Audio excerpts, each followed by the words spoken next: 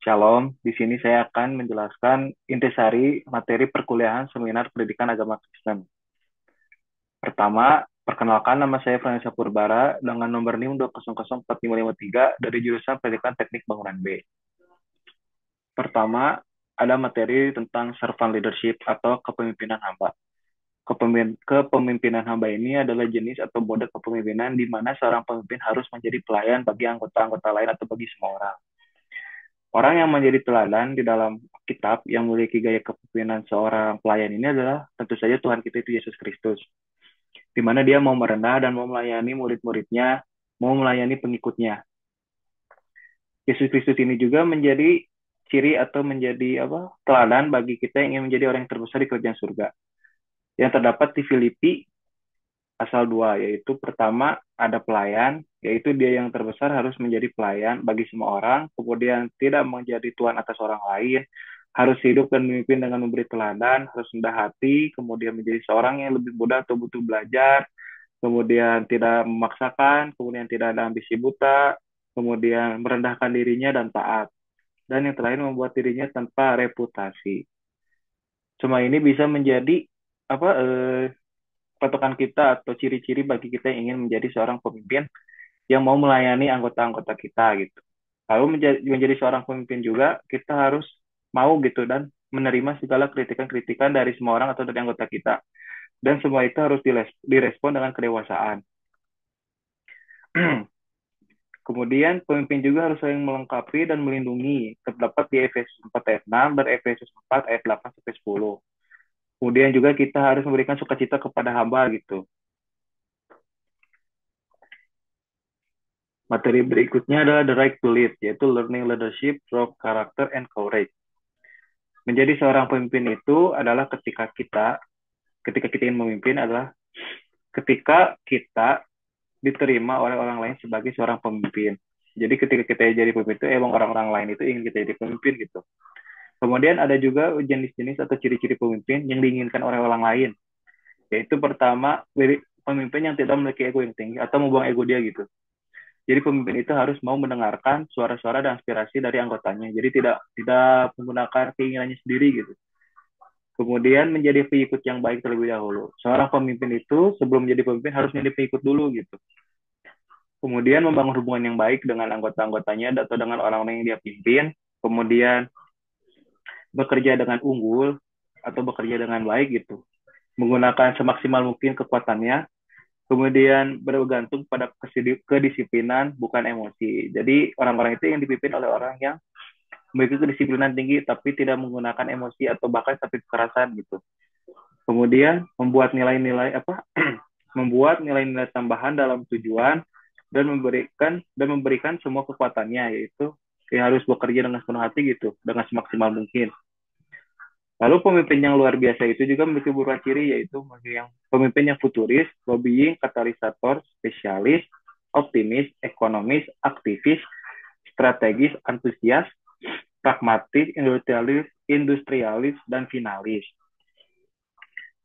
Lalu bagaimana sih kita menemukan visi gitu sebagai pemimpin? Apa yang harus kita lakukan dalam mencari visi kita dalam melakukan kepemimpinan? Pertama itu melihat ke dalam diri, melihat ke belakang, melihat ke sekitar, melihat ke depan, melihat di atas, dan melihat di sebelah. Maksudnya itu pertama melihat dalam diri itu kita sebagai pemimpin harus melihat di dalam dan bertanya ke dalam ke diri kita sendiri gitu. Apa yang mau kita lakukan dalam kepemimpinan ini gitu. Lalu untuk seperti melihat ke belakang, melihat ke sekitar, melihat ke depan, melihat ke sebelah, itu maksudnya kita bertanya gitu atau melihat kepada orang-orang yang kita pimpin gitu. Apa sih yang mereka mau di masa kepemimpinan kita gitu? Apa yang mereka harapkan dari kepemimpinan kita gitu? Itu bisa menjadi poin dalam menentukan visi kita sebagai pemimpin. Kemudian pertama melihat ke atas. Mungkin di sini kita bisa melihatnya seperti kita bisa bertanya kepada Tuhan gitu. Apa sih visi Tuhan bagi kita dalam memimpin ini? Kita bisa menanyakan kepada Tuhan dengan cara berdoa gitu. Atau membaca Alkitab. Kemudian pemimpin juga harus bisa mengambil risiko tapi dengan bijak. Indikator seorang pemimpin bisa mengambil risiko dengan baik adalah satu, mengumpulkan informasi dengan baik dengan bijak. Kemudian memahami risiko dari kekuatan, lalu melakukan persiapan yang menyeluruh, berani untuk gagal, memiliki fleksibilitas, mampu mengamati waktu, memberikan kemenangan kepada yang dipimpin, membayangkan apa yang bisa didapatkan, memahami apa yang dipertaruhkan, tetap pada tujuan, memiliki motivasi yang benar, berjalan lurus dengan kepercayaan diri. Kemudian ada masanya pemimpin juga melakukan determinasi. Lalu kapan sih seorang pemimpin harus melakukan determinasi? Hal itu bisa dilakukan ketika pemimpin melihat suatu kebenaran, kemudian menginginkan perubahan, kemudian ketika menunjukkan keyakinan, ketika ingin menghadapi suatu tantangan, ketika ingin belajar dan berkembang, serta ketika ingin mengambil jalan yang lebih sulit. Kemudian gimana sih cara menjadi pemimpin yang berpengaruh gitu bagi anggotanya atau bagi ke semua orang gitu? Pertama ada memiliki integritas. Mungkin integritas ini menjadi sangat poin penting gitu bagi seorang pemimpin yang ingin berpengaruh gitu. Sebenarnya integritas itu menjadi hal yang harus dimiliki oleh seorang pemimpin, wajib gitu. Kemudian memiliki hubungan yang baik, mempercayai orang lain, mendengarkan orang lain, memahami orang lain, memperluas hubungan dengan orang lain, mampu mengarahkan, membangun hubungan yang baik, memberdayakan, dan menerima pengaruh dari yang lain. Lalu pemimpin yang baik harus melayani dan berintegritas. Kembali lagi ke poin tadi ya, berintegritas. Kemudian ada materi how to influence people atau bagaimana cara kita mempengaruhi orang lain. Seorang pembawa pengaruh atau seorang influencer harus memiliki integritas dengan orang lain. Jika kita mau melihat karakter seseorang, kita bisa lihat bagaimana cara hidupnya. Lalu jika mau menjadi seorang yang membawa pengaruh, kembangkan hal-hal berikut ini, yaitu pertama, memiliki karakter yang konsisten, transparan, selalu menepati janji atau tidak berbohong, dan memberi contoh kerendahan hati. Langkah-langkah sederhana untuk menjadi seorang yang berintegritas, yaitu memiliki komitmen pada diri sendiri, untuk tulus, dapat dipercaya, dan menjaga rahasia orang lain. Kemudian putuskan sebelumnya bahwa kamu tidak memiliki harga. Kemudian utamakan hal-hal kecil. Dan yang terakhir, setiap hari lakukan apa yang harus kau lakukan terlebih dahulu. Bukan melakukan apa yang kau inginkan terlebih dahulu. Jadi mengutamakan apa yang penting gitu. Kemudian seorang influencer juga harus mengasuh orang lain dengan cara memberikan kasih, memberi hormat, memberi rasa aman, memberi rasa pengakuan, dan memberikan dorongan. Lalu langkah sederhana menjadi seorang pengasuh yang baik. Pertama, buat mereka berkomitmen satu sama lain. Kemudian memberikan dan harus saling percaya, memiliki akses dengan mereka, memberi kesempatan, angkat mereka ke tempat yang tinggi. Seorang membawa pengaruh dalam iman orang lain. Kita sebagai seorang influencer harus memiliki pengaruh yang baik. Salah satunya memberikan pengaruh pada keimanan orang lain. Lalu bagaimana sih cara membangun kepercayaan itu kepada orang lain? Pertama ada belief. Konsep belief ini, pertama B itu ada believe in them before they success. Kemudian emphasize their strength, kemudian ada list their past success, kemudian ada instill confidence when they fall, dan experience some with together, dan yang terakhir visualize their future success. Lalu kita juga kan seorang influencer nih. Seorang influencer kan harus bisa mendengarkan masukan-masukan nih. Lalu bagaimana sih cara kita dapat mendengarkan orang lain dengan baik gitu? Pertama, kita harus membuat lawan bicara kita tuh respect kepada kita gitu. Kemudian membangun hubungan yang baik pastinya tentu itu. Kemudian memperluas pengetahuan kita. Lalu membantu mengembangkan ide atau gagasan-gagasan. Membangun persahabatan bahkan keluargaan. Serta membantu orang lain dan diri sendiri.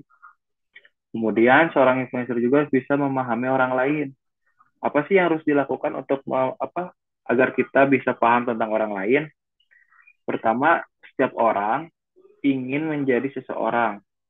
Maksudnya setiap orang itu ingin gitu menjadi orang yang menonjol gitu, ingin menjadi orang yang dilihat gitu. Kemudian orang itu juga ingin tahu kita peduli pada mereka. Jadi kita bisa tahu lah beda antara orang yang ingin tahu dan orang yang benar-benar peduli gitu. Kemudian ada juga setiap orang butuh orang lain. Kemudian semua orang bisa menjadi seseorang ketika seseorang percaya kepadanya. Intinya mah kembali ke kepercayaan kita ya. Maksudnya kembali bagaimana kita bisa saling percaya gitu. Kemudian setiap orang yang menolong seorang mengaruhi banyak orang. Dan yang terakhir ya tentu saja memahami orang lain. Lalu salah satu tujuan kita menjadi influencer itu adalah memperbesar orang lain gitu, memberikan benefit baik bagi orang lain gitu. Lalu bagaimana sih cara kita dapat memperbesar orang lain gitu? Pertama, kita lihat dulu potensi mereka. Kemudian buat visi misi untuk masa depan mereka gitu. Kita bantu mereka untuk menentukan visi misi mereka. Kemudian gali keinginan mereka, mereka tuh pengen apa sih? Lalu mengatasi karakter yang kurang. Di sini kan setiap manusia itu memiliki kekurangan. Tugas kita adalah memediasi atau memberikan saran-saran untuk mengatasi setiap kekurangan dari orang yang kita pengaruhi. Lalu fokus pada kekuatan mereka. Karena kita tahu gitu, kan tadi tuh yang di poin beberapa itu menggali keinginan mereka gitu. Mereka itu ingin apa? Pasti harus bisa nyambung dengan potensi apa yang mereka apa. Jadi kan mereka tuh ingin apa? Lalu kita membantu mereka untuk fokus pada itu gitu. Jadi jangan sampai melenceng ke yang lain. Kemudian memperbesar mereka dengan perlahan-lahan. Jadi kita tidak bisa langsung memaksakan pada orang-orang. Jadi kita bisa membantunya dengan perlahan-lahan itu, bertahap gitu. Kemudian letakkan sumber daya dalam tangan mereka. Buat apa? Berikan mereka kepercayaan gitu dengan sumber daya yang mereka bisa tangani gitu, akan mereka lebih percaya diri. Kemudian membuka mereka pada pengalaman yang lebih diperbesar. Bantu mereka mendapatkan pengalaman-pengalaman yang lebih baik gitu, pengalaman-pengalaman yang lebih daripada yang mereka pernah alami. Kemudian ajarkan mereka untuk memperbesar diri sendiri gitu. Setiap orang pasti butuh orang lain, tapi kadang kita juga harus kembali kepada diri masing-masing kan. Maka itu kita sebagai orang pengaruh itu harus berbicara gitu kepada mereka. Coba kamu usahakan diri dengan usahakan untuk kamu bisa meningkatkan potensi diri kamu itu dengan diri sendiri aja gitu. Coba kau pikirkan bagaimana cara meningkatkan potensi kamu gitu. Kemudian kita juga harus memiliki hubungan yang baik dengan orang lain. Caranya itu jangan memanfaatkan atau mengharapkan sesuatu dari orang lain. Ada pepatah bilang kan jangan berharap pada orang lain atau kita bakal kecewa gitu. Ya konsepnya seperti itu. Kemudian terapkan pola pikir perubahan. Mulailah mendekati orang lain, carilah dasar untuk berhubungan, sadari dan hargai kepribadian orang lain, temukan kunci kehidupan orang lain, hubungan dengan hati, berbagi pengalaman, dan bergerak maju. Lalu cara menguatkan orang lain untuk mencapai potensinya gitu. Kita kan sebagai influencer gitu ya.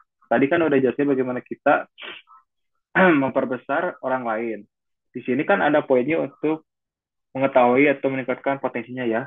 Lalu bagaimana sih cara kita untuk menguatkan orang lain dalam mencapai apa potensi yang dia mau gitu. Pertama kita melakukan evaluasi, lalu kita jadikan dia teladan, dorong untuk sukses, lalu bertanggung jawab padanya, tunjukkan bahwa kita percaya diri, dan berikan respon yang baik.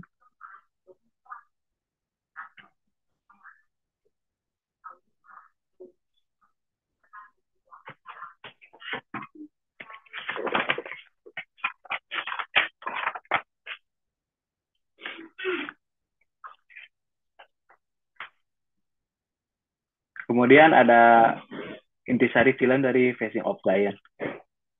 Film ini itu bercerita tentang Grant Taylor. Dia itu adalah seorang pelatih tim football di sekolah SMA yang selama 6 tahun dia berkarir, dia belum pernah sampai memenangkan kejuaraan gitu. Jadi selama dia 6 tahun menjadi pelatih di tim itu tuh nggak pernah menang juara gitu. Kemudian dia tuh jadi semakin tidak percaya, semakin kehilangan kepercayaannya ketika salah satu anggota tim yang sangat yang bagus gitu pindah atau keluar gitu dari tim tersebut dan pindah ke tim dari sekolah lain gitu atau lebih tepatnya pindah sekolah gitu. Di situ dia semakin hilang harapan gitu. Dia semakin down, semakin tertekan gitu. Lalu di suatu saat dia mendapatkan mimpi dan kejadian-kejadian yang aneh gitu dalam hidupnya yang membantu dia untuk menentukan tujuan yang besar dari sekedar menang gitu. Jadi dia itu memiliki impian atau tujuan yang bukan hanya untuk menang gitu. Ada impian atau tujuan lain yang lebih besar daripada itu gitu. Kemudian kepercayaannya yang meningkat pada Tuhan membuat dia mampu sukses di dalam maupun di luar lapangan. Jadi ketika dia down, dia mendapatkan mimpi, dia mendapat kejadian yang aneh, terus dia sadar gitu bahwa tujuannya remeh gitu, cuma menang mah apalah gitu. Lalu dia memiliki tujuan lebih besar gitu. Di satu sisi dia semakin percaya kepada Tuhan dan kehidupannya menjadi semakin baik gitu dalam lapangan maupun di luar lapangan. Setelah saya menonton film ini ada bagian yang menarik bagi saya gitu di salah satu scene di mana saat Kapten Tim Football ini meragukan kemampuan timnya gitu untuk bertanding melawan tim dari tim lainnya yang lebih kuat gitu di suatu kompetisi. Kemudian Taylor sebagai pelatih meminta Kapten Tim untuk mengangkat anggota timnya gitu untuk menyeberangi lapangan dalam kondisi mata ditutup gitu. Di situ di saat pemimpinnya sedang melakukan itu dia sampai di titik merasa lelah gitu, merasa tidak percaya diri gitu. Tapi Taylor tidak pernah putus asa gitu. Dia terus memberikan semangat pada pada kapten tim itu untuk terus maju gitu dan memintanya melakukan yang terbaik walau kondisinya sudah lelah atau dia sampai ingin menyerah gitu. Dan akhirnya Kapten itu berhasil sampai tujuan gitu. Dan dia melakukan hal yang mustahil. Di sini nih yang keren itu. Pertama yang dia tidak percaya, dia bisa menjadi kan dia tidak percaya bakal bakal sanggup melakukannya gitu. Tiba-tiba dia sanggup gitu. Itu suatu hal yang mustahil tapi bisa terjadi gitu. Kemudian inti dari film ini menurut saya itu adalah di dalam kehidupan kita pasti ada masanya kita dalam kondisi sulit gitu kan, kehidupan itu berputar, kadang kita di atas kadang kita di bawah. Lalu saat posisi kita sedang di bawah itu banyak kesulitan-kesulitan yang terjadi dalam hidup kita gitu, banyak coba-cobaan yang terjadi dalam hidup kita yang dimana kita itu ingin ingin menyerah gitu, ingin ya udahlah gitu, ingin pasrah gitu. Tapi di satu sisi kita tidak boleh pasrah, kita harus percaya gitu pada Tuhan gitu, dimana kita serahkan semua masalah kita pada Tuhan dan saya Tuhan akan membantu kita. Dan tentu saja kita juga jangan sampai hilang harapan pada Tuhan, karena ketika kita semakin jauh dari Tuhan semakin sulit gitu kita menghadapi masalah-masalah yang kita hadapi. Tapi kita semakin dekat pada Tuhan semakin mudah kita menghadapi masalah-masalah yang terjadi pada diri hidup kita.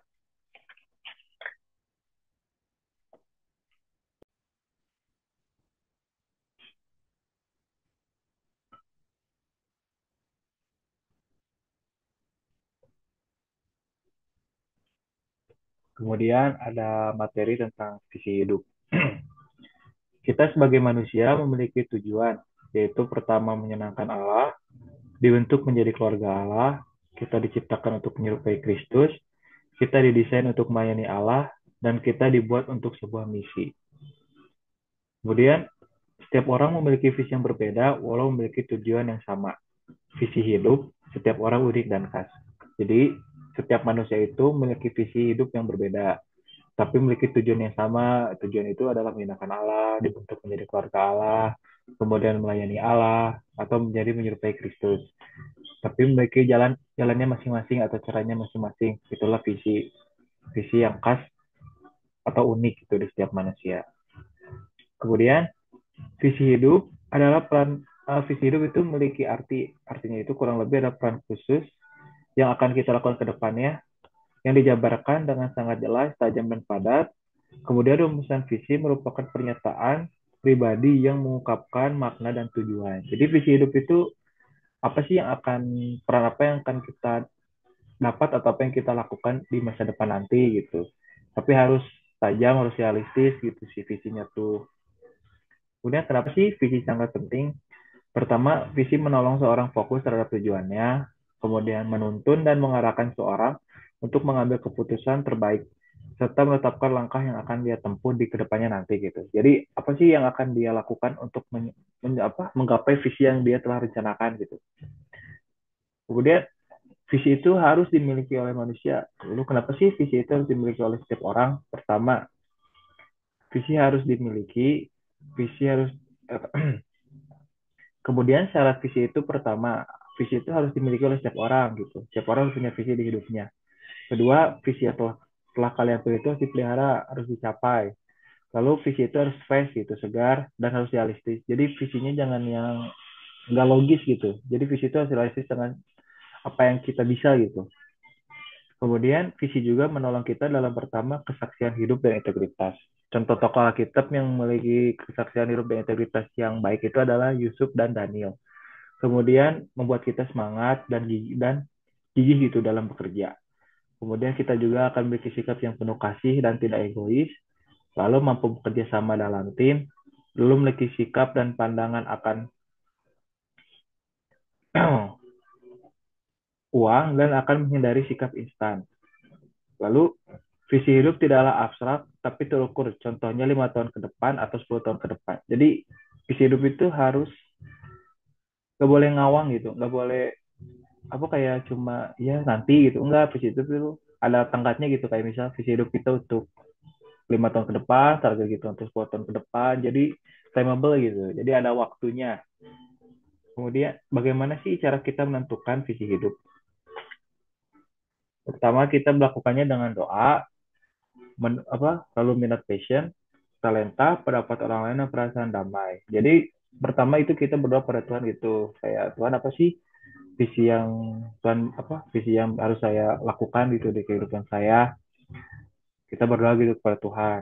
Lalu kita juga tahu minat dan passion kita gitu. Kalau misalnya kita sukanya menggambar, mungkin visi kita 5 tahun ke depan tuh kayak menjadi komikus atau mungkin masuk sekolah seni lukis atau seni ilustrasi gitu.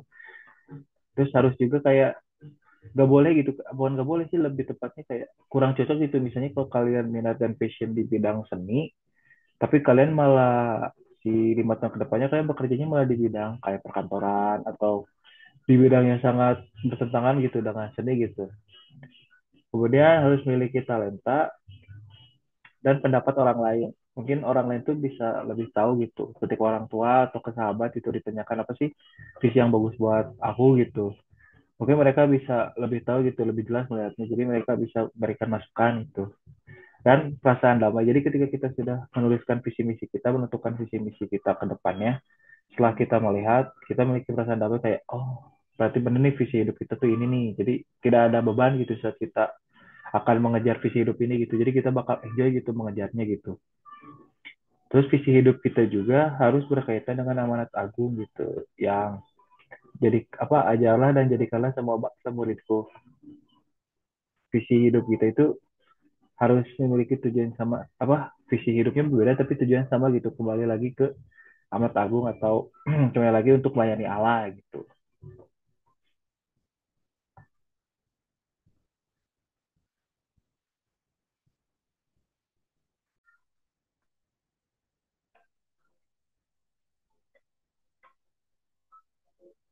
Materi selanjutnya ada amanat agung. Istilah amanat agung ini menjadi salah satu istilah yang paling dikenal atau paling terkenal oleh semua orang Kristen gitu. Sekalipun ya di Alkitab juga nggak ditulis gitu namanya itu amanat agung. Tapi definisi kata amanat agung ini sendiri kan apa bisa dipahami sebagai sebuah perintah gitu atau tugas yang sifatnya tuh kayak akbar, besar, sangat mulia gitu ya, singkatnya mah agung lah gitu. Terus si orang-orang Kristen tuh taunya apa kayak amanat agung itu dikenalnya tuh di kitab Matius 28 ayat 19 sampai 20 yang bunyinya itu karena itu pergilah jadikanlah semua bangsa muridku dan baptislah mereka dalam nama Bapa dan Putra, dalam nama Bapa dan Anak dan Roh Kudus, maaf, dan ajarlah mereka melakukan segala sesuatu yang telah kuperintahkan kepadamu, dan ketahuilah aku menyertai kamu senantiasa sampai kepada akhir zaman. Di sini Yesus memberikan perintah itu kepada para rasul sesaat atau sebelum dia naik ke surga gitu. Dasarnya sih di perintah ini tuh menguraikan apa yang Yesus harapkan untuk dilakukan oleh mereka tuh murid-murid Kristus pada saat itu, termasuk juga bagi kita gitu, orang-orang yang mengikuti para rasul ketika Yesus sudah tidak lagi bersama mereka atau sudah lagi tidak bersama kita di bumi gitu. Kemudian amanat agung ini juga dapat kita artikan sebagai perintah untuk memuridkan, dan itu tidak dapat kita lakukan tanpa pergi, kan di situ tulisnya karena itu pergilah dan jadikanlah semua bangsa muridku. Jadi kalau kita diam aja juga siapa yang mau dimuridin gitu.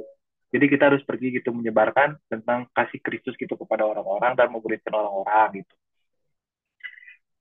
Maka setelah kematian Stefanus ya, orang-orang Kristen pergi menyebar ke seluruh dunia gitu. Jadi nggak diam di wilayah Timur Tengah aja gitu. Jadi Kristen itu kan waktu itu menyebar ke dunia, dan orang-orang Kristen juga saat menyebar juga sekali memberitakan Injil sampai sekarang gitu. Jadi kemudian dalam melakukan pemberitaan tersebut kita harus membaptis gitu dalam nama Bapa Putra Anak dan Roh Kudus, dan mengajar segala yang telah diperintahkan oleh Tuhan kita gitu, Yesus Kristus, kepada mereka.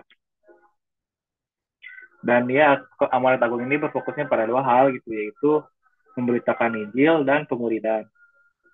Misi sedunia ini kan adalah kehendak Tuhan gitu, kehendak Allah. Oleh karena itu setiap orang Kristen harus terlibat dan mengambil bagian dalam pekerjaan yang mulia ini. Roh Kudus yang akan mampukan gereja atau mampukan kita sebagai orang Kristen untuk menaati amanat agung. Jadi Tuhan Yesus kan telah memberikan kita Roh Kudus gitu. Dan Roh Kudus ini akan menguatkan kita dan memotivasi kita dalam menjalankan amanat agung ini. Kemudian tujuan amanat agung dan penginjilan adalah, jadi tujuan dari kita melakukan amanat agung ini gitu atau penginjilan kepada orang-orang itu agar menjadikan manusia ini serupa dengan Allah, dan sehingga kita diubah menjadi serupa dengan gambarannya dalam kemuliaan yang semakin besar. Jadi kita itu kayak menyebarkan tentang Tuhan kepada orang-orang, terus orang-orang dibaptis menjadi Kristus agar bisa serupa dengan Kristus gitu, agar bisa kembali segambar dengan Allah gitu. Lalu bagaimana sih kita bisa melakukan amanat agung gitu? Mungkin amanat agung bisa kita lakukan dari hal-hal kecil gitu. Contohnya, kita bisa menjadi orang Kristen yang baik gitu. Kita bisa menjadi teladan yang baik di lingkungan kita. Baik misalnya kita sebagai pelajar, kita sebagai mahasiswa, kita sebagai pekerja gitu. Kita harus bisa menjadi teladan bagi teman-teman dan rekan-rekan kita gitu. Contohnya, kita bisa menunjukkan gaya hidup kita gitu yang sesuai dengan perintah Kristus kepada mereka. Jadi mereka tuh belajarnya, oh jadi orang Kristen tuh seperti ini ya, kayak gaya hidupnya, tingkah lakunya gitu. Jadi orang-orang juga akan tahu gitu, akan terlihat bahwa oh orang Kristen tuh enggak baik ya, kayak oh orang Kristen ternyata bla bla bla gitu. Jadi mereka tuh tertarik gitu pada Kristen gitu. Terus mereka mulai bertanya.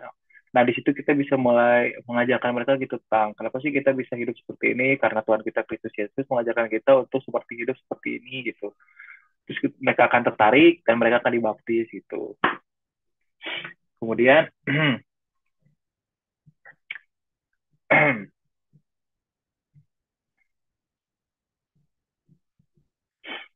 kemudian kita juga apa